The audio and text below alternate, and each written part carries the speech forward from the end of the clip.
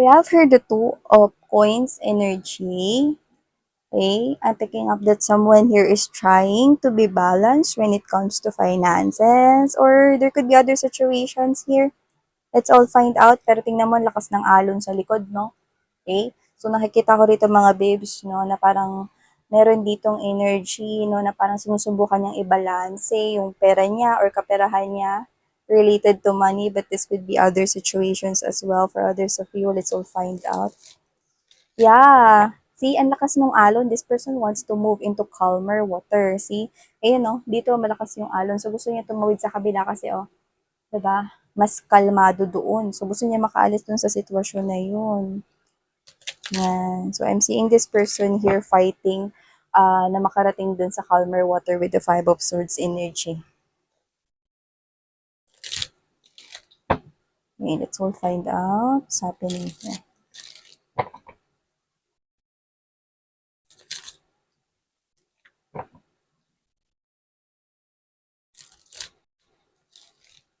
Tell me about the situation for my collective.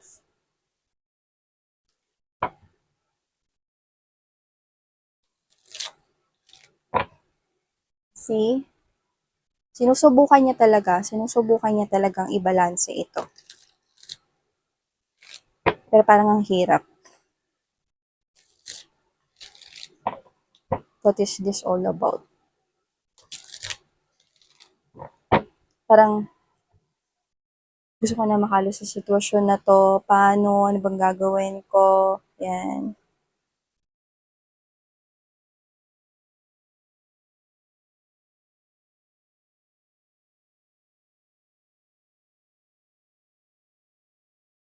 Okay. So, ilagay na muna natin lahat ng energies no, sa ating table bago tayo mag-start.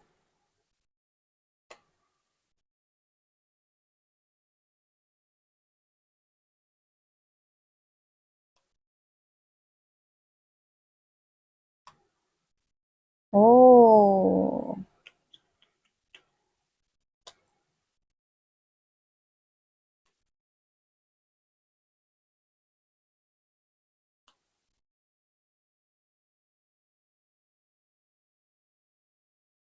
Handa na ba kayong makulitan?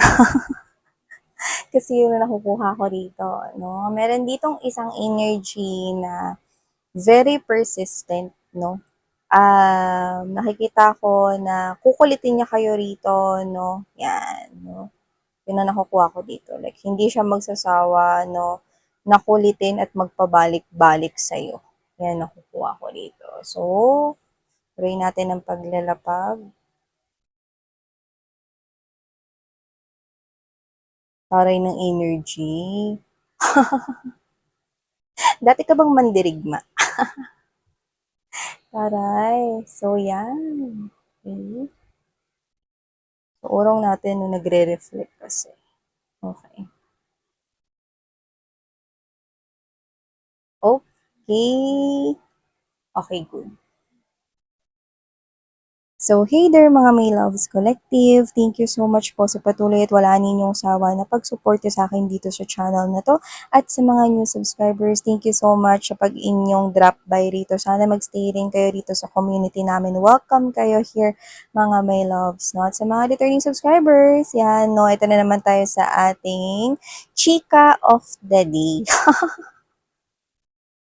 Hindi napansin, no? Nagchichikahan tayo rito sa mga buhay-buhay ng bawat isa sa inyo. So, yan, pag-usapan na natin ito. Pero bago yan pala, no? Reminders na ito ay timeless, pwedeng tapos na, nangyayari ngayon, or pwedeng hindi pat, isang prediction sa inyong hinaharap. Just take how this resonates. At wala tayong gender dito, babae, lalaki, LGBT. Yan, no? Cross-watcher, pwede nyong i-flip yung rules if you want. Yan, lahat kayo welcome here. If you feel the vibe at kung feeling mo para sa itong reading na to at tumutugma, nag-resonate sa story ng life mo, then you can claim this reading here, honey. So, as what I'm picking up, kagaya ng nasabi ko sa inyo kanina, meron dito, no, handa na ba kayong makulitan? Handa na ba kayo rito mga babes, no, na sumakit ang ulo ninyo kasi yun ang nakikita ko rito, no? Yung iba, sumasakit na yung ulo ninyo ngayon kasi ito ay nagsisimula na for you guys, no? I'm seeing this very persistent energy right here, no? Sobra siya rito na nakikita ko na nagiging agresibo siya rito sa kanyang energy. Like, gusto niya itong ituloy-tuloy, no? Kung sino man ito, no, porsigido siya rito sa pagbalik-balik sa inyo. Kahit nakikita ko rito na patuloy nyo siyang tinataboy with this Four of Cups energy. Patuloy na tinataboy. So, iba sa inyo, pwedeng tinataboy nyo na, no, pero bumabalik pa rin, no? Kinukulit pa rin kayo, pwedeng may kinalaman sa online world, no?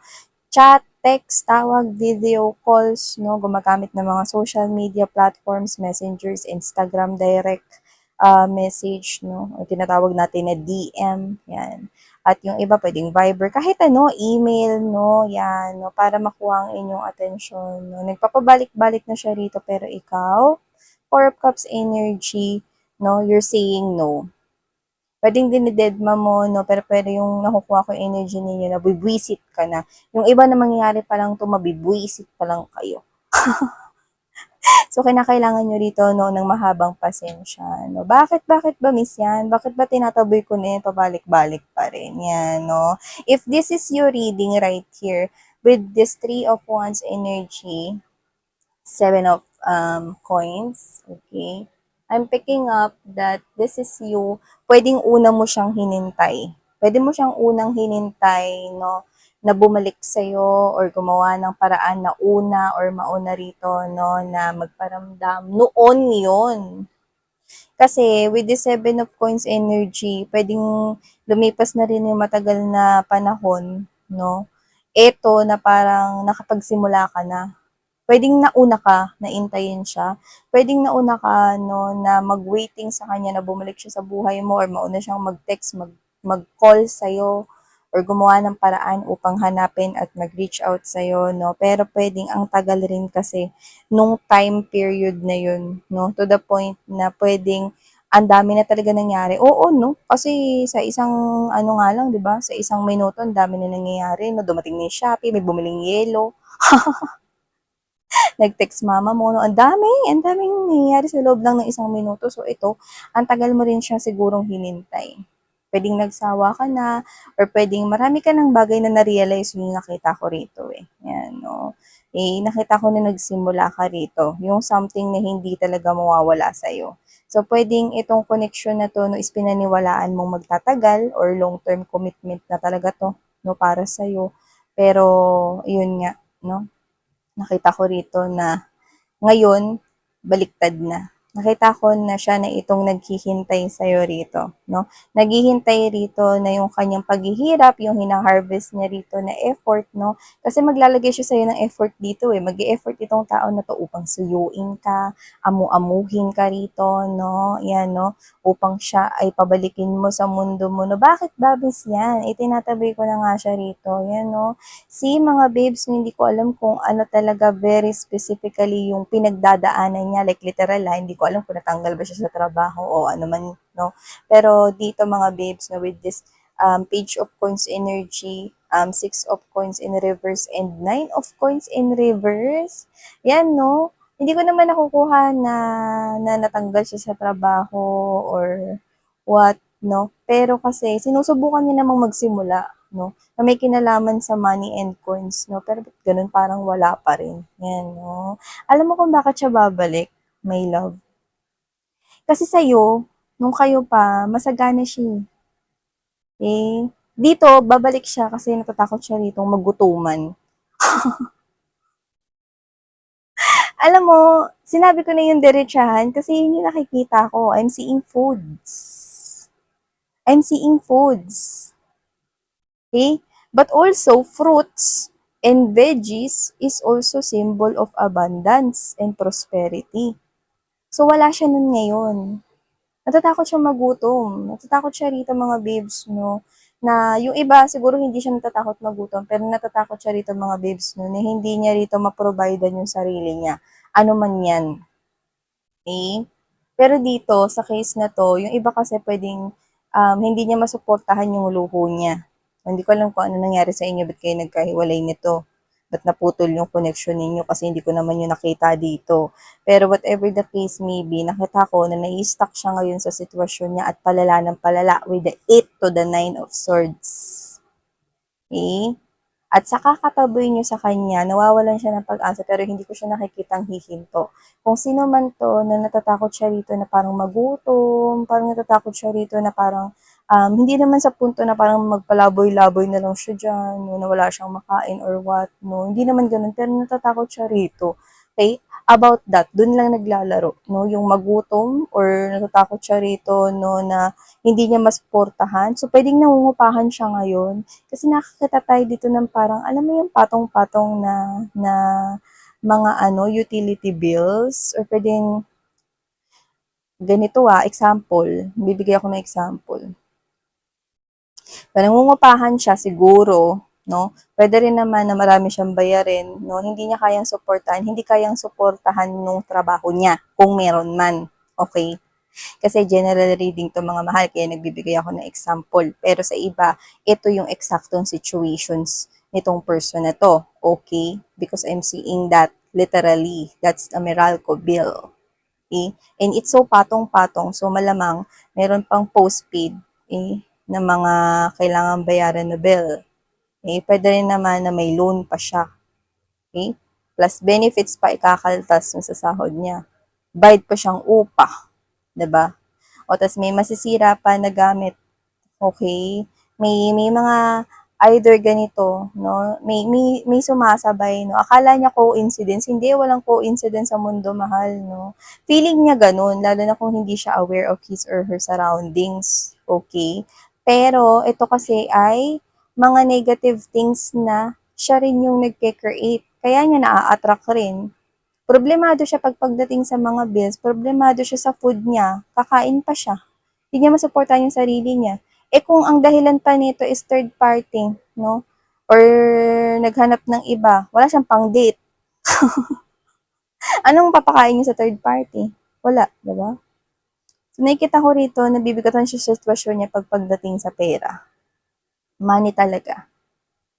Parang alam mo yung nakakita ko dito ng namomroblema sa araw ng sahod.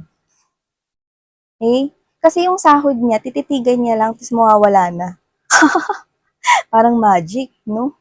So, kung ano man ito, hindi niya nararamdaman yung sahod niya. Hindi ko alam kung ano yung pinagdadaanan niya very specifically, pero ang bigat ng sitwasyon niya when it comes to money. Hindi niya magawa yun, yung money goals, hindi niya magawa yun. Okay? Yung pera nasa iyo. Ayun ko. Okay? This is you with the 7 of Wands to the 7 of Swords energy. Ang taray nito, okay? Kasi dito mga babes, no, hindi mo hahayaan na ma-hook niya yung iniingatan mo ritong resources, property, money, pentacles, coins mo. Sa yan eh. Lumalabas ka bilang queen eh.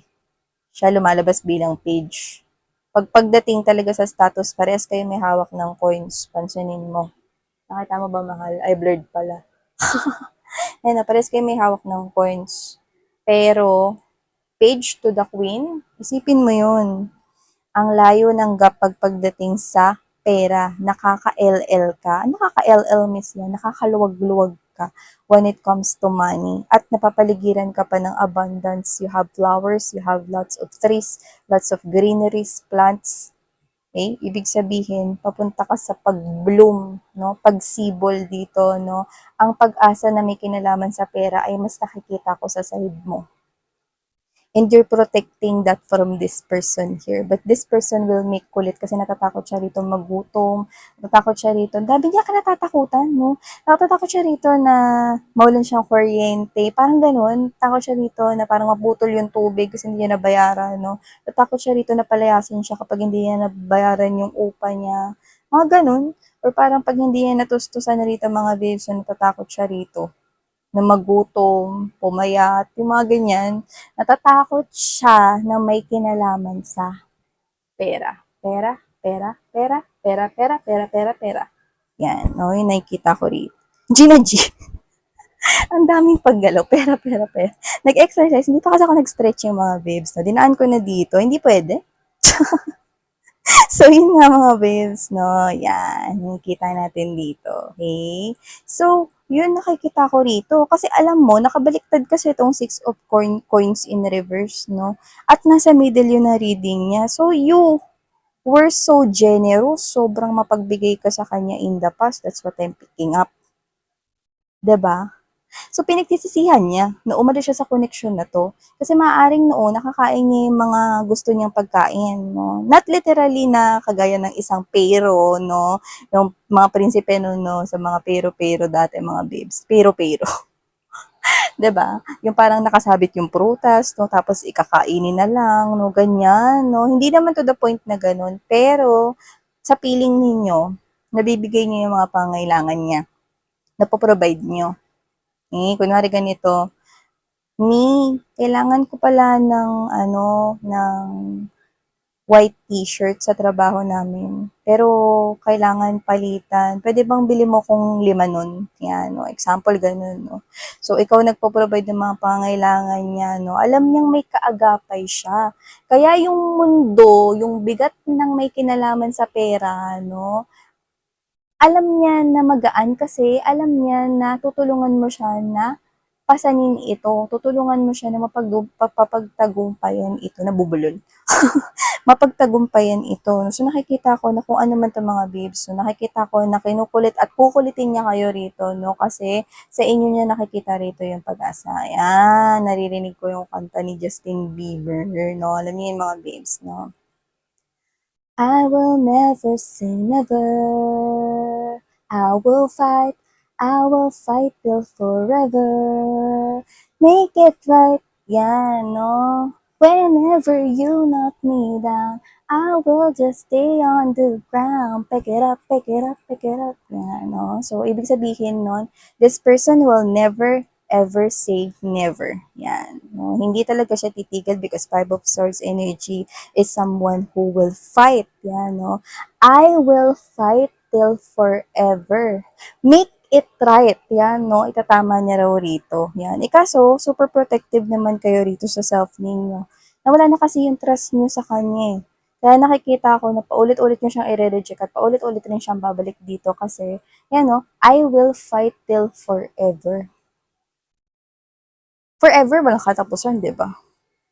So, yun yung sabi niya. Yun yung sinasabi niya rito sa energy niya.